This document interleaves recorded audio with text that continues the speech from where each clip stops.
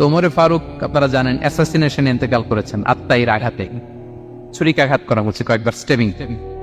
এত জখম হয়েছে, দুধ দিলে ওই জায়গা দিয়ে দুধ বের হয়ে যায় না, বীজ পানি দিলে বের হয়ে যায়। তো সবাই বললো আমিরুল মুমিনিন আপনি এবার ওসিয়ত করেন, কে হবে আপনার পরে লিডারশিপ, কে নিবে?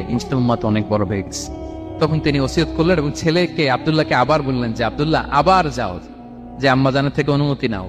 বলতেছে অনুমতি না নিলাম আর অনেক আগে, উনি তো বলছে আপনি মারা গেলে ওখানেই শোবেন। বলতেছে না, তখন আমি আমিরুল মুমিনিন ছিলাম, এখন তো কিছুক্ষণ পরেই মারা যাবে, এমন হতে পারে আমার ভয়ে বা লজ্জায় তখন অনুমতি দিছে, এখন আর দিবেন, আবার যাও। আবার গেল, আয়েশা রাদিয়াল্লাহু আনহা বললেন না, এখন আমি আগের কথার উপরে আছে, তোমার আব্বাই সেখানে শো। সুবহানাল্লাহ। ওমরে ফারুক ওখানে শুলেন, তখন তিনি পর্দা আরম্ভ করলেন আম্মা জান আয়েশা। তাহলে রাসূল সাল্লাল্লাহু আলাইহি ওয়াসাল্লামের কবরটা হচ্ছে আম্মা জান আয়েশা রাদিয়াল্লাহু তাআলা আনহার ঘরের ভেতরেই। আপনারা মসজিদে নববী যারা ভিজিট করেছেন তারা জানেন যে আপনারা যখন কিবলামুখী হয়ে নামাজ পড়েন, বাম দিকে রাসূল সাল্লাল্লাহু আলাইহি ওয়াসাল্লামের কবর, সেখানে রাসূল সাল্লাল্লাহু আলাইহি ওয়াসাল্লামের পাশে আবু বকর এবং ওমরে ফারুক রাদিয়াল্লাহু তাআলা আনহু শুয়ে আছেন।